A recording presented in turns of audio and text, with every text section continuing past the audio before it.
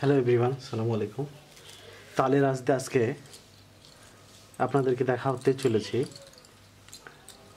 শামুক-খৈল পাখি ধরার ফাঁদ। আপনারা কয়েকজন আমার কাছে জানতে চেয়েছেন যে ভাই শামুক-খৈল পাখি এই তালের আঁশ দিয়ে ধরা সম্ভব কিনা। হ্যাঁ, অবশ্যই সম্ভব। আজকে আপনাদেরকে তালের আঁশ দিয়ে আমি শামুক-খৈল পাখি ধরার ফাঁদ তৈরি করে দেখাবো। তো দেখেন, আমি এখানে তালের আঁশগুলা ছাড়িয়ে নিয়েছি। তালের আঁশ ছাড়ানোর ভিডিও আমার চ্যানেলে আরও আছে, আপনারা সেখান থেকে চাইলে দেখতে পারেন। তো আমি এখানে নিয়ে এগুলা 3 দিন ভিজিয়ে রেখেছিলাম পানিতে। 3 দিন ভিজিয়ে রাখার পর দেখুন এগুলা কীরকম হয়েছে। এই দেখেন কত বড় বড়। আমি যদি মাপি তাহলে দেখা যাচ্ছে, দেখেন এখান থেকে যদি মাপি তাহলে 1 হাতের উপরে, এর যে দৈর্ঘ্যটা 1 হাতের উপরে, তাহলে বোঝেন এটা কত বড় হতে পারে। তো আপনারা এত বড় বড় দেখে একটু মোটা, যেগুলা সবচেয়ে মোটা সেগুলো দেখে আপনারা তুলে নেবেন। তো আমি নিয়েছি যেগুলো, যেহেতু এগুলো দীর্ঘতম কাজ, সেগুলো তো এভাবে দেখানো সম্ভব না, তো আপনাদেরকে দেখাই। আর এগুলা হচ্ছে বাঁশের কঞ্চি, তো আমি কঞ্চিগুলো এইভাবে কেটে নিয়েছি। যেহেতু কঞ্চিগুলো কেটে নিলে খুব সহজ হয়, কেননা এই কঞ্চিগুলোর মাঝে ফাঁক থাকে, এই ফাঁকে কিন্তু আমরা এই জিনিসগুলো বসিয়ে দিতে পারি। তো চলুন, আমরা প্রথমে একটা কঞ্চি নিলাম। নেওয়ার পর দেখেন খাস কিন্তু কাটা আছে আমার এখানে, প্রত্যেকটাতে কিন্তু খাস কাটানো আছে। তো আমি প্রথমে এর ভিতর দিয়ে ঢুকে দিব। দেখেন এই যে আমি কিন্তু এই মাথাটা এদিক দিয়ে ঢুকে দিলাম, আপনারা দেখতে পাচ্ছেন কিনা জানি না। দেখেন, তো এরপর কি করব, এই মাথাটা এখানে একটা প্যাঁচ দিব।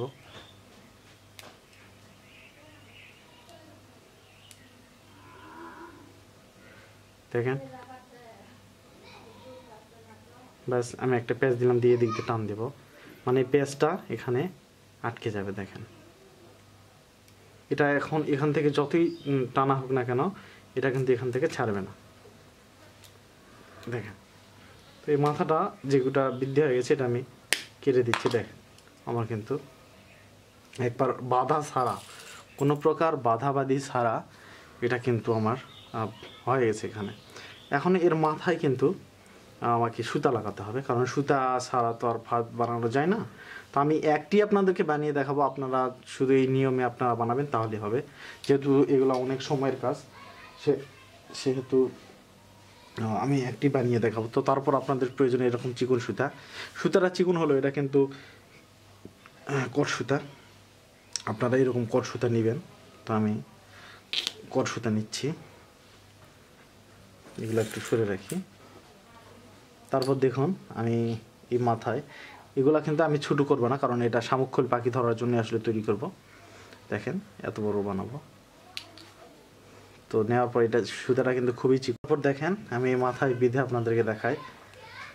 মাথাটা একটু সমান করে কেটে নেবেন, নেওয়ার পর এই যে সুতা দিয়ে বাঁধবেন। দেখেন আমার সব ফাঁদে একই রকম বাঁধন, আপনারা জাস্ট একটু যদি মনোযোগ দিয়ে দেখেন তাহলেই কিন্তু আপনারা বাঁধতে পারবেন। দেখেন এভাবে একটার পর একটা এভাবে পেঁচ দিতে হবে। এই বাঁধনটাই কিন্তু সবচেয়ে জটিল। তো আপনারা একটু মনোযোগ দিয়ে দেখলে এটা পেয়ে যাবেন ইনশাল্লাহ, আশা করা যায়। আর যারা পারবেন না বা যাদের সময় নেই, তারা আমার থেকে কিনেও নিতে পারেন, সমস্যা নেই। আপনারা একটা নাম্বার দেওয়া থাকবে, এই নাম্বারে আপনারা যোগাযোগ করে নিতে পারেন। আমার আগের যে নাম্বারটা ছিল লাস্টে 21, যে স্ক্রিনে আপনারা দেখতে পান অন্য ভিডিওতে, সেই নাম্বারটা কারণবশত আমার নষ্ট হয়ে গেছে। তো আপনারা চাইলে এই ভিডিওর থেকে যে নাম্বারটা আছে, এই ভিডিও থেকে আপনারা নিতে পারেন। তো আমার দেখেন হয়ে গেছে। তো এখন এই মাথাটা আমি এর ভিতর দিয়ে ঢুকিয়ে দিব। দেখেন এই ফাঁসের ভিতর দিয়ে দেওয়ার পর এই মাথাটা ধরে আমি টান দিব। দেখেন বাস, আমার কিন্তু এখানে বাঁধা কমপ্লিট। দেখুন কত সুন্দরভাবে হয়ে গেছে। তো এখন এই 2 মাথা পেঁয়াজ দিতে হবে, যেহেতু এগুলো চিকন সুতা, আর সেহেতু আমাকে এখানে পেঁয়াজ দিতে হবে। আমি এই মাথাটা পায়ে রাখলাম এবং বাকিটা একটা একটা করে পেঁয়াজ দিব। দেখেন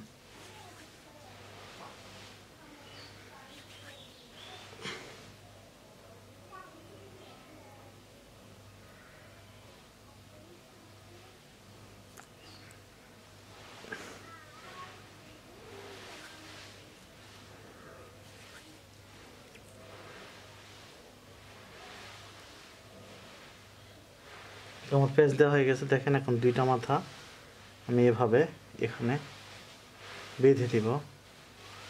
আমি জাস্ট আপনাদেরকে একটু দেখাই। হ্যাঁ, এই মাথায় আমি বাঁধন দিয়ে দিলাম। দেখেন এবার যদি আস্তে করে পেঁচ দিই,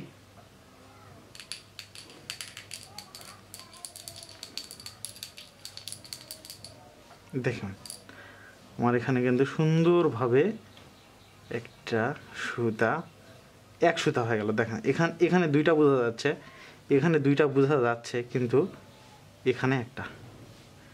তো আসলে এটা দেওয়ার কারণ হলো এপার থেকেও গ্রিপ ধরবে, এপার থেকেও ধরবে, কোনো মতে এই মাথা থেকে ছুটবে না, বুঝছেন? তো আসলে এই জন্য এই বাঁধনগুলো দেওয়া। আর অনেকে এই মাথা ফাটিয়ে দেয়, এতে তালের আঁশটা আরও মানে নরম হয়ে যায়, গোড়া থেকে ভেঙে যাওয়ার সম্ভাবনা থাকে। তো এটা কোনোভাবে সম্ভাবনা নেই এবং এটা খুবই কার্যকরী এবং ভালো। তো এই মাথাটা দেখেন, এই যে এইভাবে জাস্ট এইভাবে আপনাদেরকে লাগাতে হবে। দেখেন এই ফার্স্টটা কত বড়, এই ফার্স্টটা যদি আপনারা এভাবে যদি পাতেন তাহলে অবশ্যই এই পাখিগুলো পড়বেই। আর যদি বড় পাখি হয় তাহলে আপনারা এগুলা দুইটা করে দেওয়ার চেষ্টা করবেন, তাহলে সবচেয়ে ভালো হয়। তো এই মাথায় এখন রিং লাগাতে হবে। তো আমি রিং একটা বানাই। এই যে দেখেন একটা নিলাম, তারপর এভাবে রিং বানানো তো সহজ, আপনারা পারবেন আশা করি। এই যে এভাবে নিয়ে আমি বেশি দিই না, কারণ যদি শক্ত আঁশ হয় তাহলে দুইটাই দিই। আমি দুইটাই দিচ্ছি।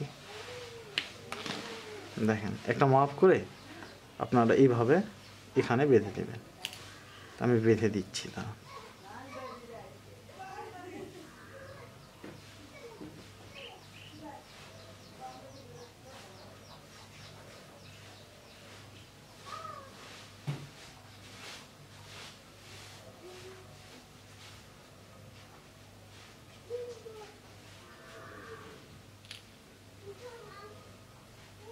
এই যে আমি এখানে সুন্দরভাবে বেঁধে দিলাম। দুই তিনটা করে গিট দিবেন, কারণ বড় পাখি তো। গিট দেওয়ার পরে মাথাটা এইভাবে কেটে দিবেন।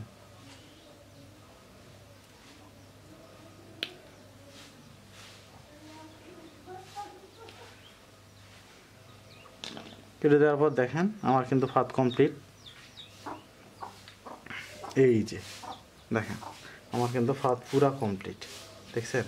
এমনি থেকেই কিন্তু সামনের দিকে উঠে যাচ্ছে, মানে এতটা এটার কার্যকারিতা। দেখেন ঠিক সেমভাবে আপনাকে বানিয়ে নিয়ে যেতে হবে এবং একটার পর একটা সাজাতে হবে এভাবে। দেখেন খুব সুন্দরভাবে কিন্তু আটকে গেছে। তো এটা কিন্তু খুবই কার্যকরী ফাঁদ। আর এই ফাঁদগুলা পাখি বুঝতে পারে না, কারণ এগুলা ন্যাচারাল, এগুলা ঘাস মনে করে বা খড়কুটা মনে করে, যার কারণে পাখি অবশ্যই পড়ে। তো আমি আপনাদেরকে দেখাই যে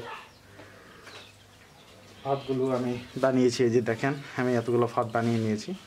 তো এটা একটা বানিয়ে আপনাদেরকে দেখালাম, এখানে এতগুলো ফাঁদ আছে। আপনারা চাইলে আমার থেকে কিনতেও পারেন, যে কোনো ফাঁদ আমি বিক্রি করি। তো আমার যেখানে নাম্বার থাকবে নাম্বারে আপনারা যোগাযোগ করবেন, ইনশাআল্লাহ দেওয়ার চেষ্টা করবেন। ধন্যবাদ।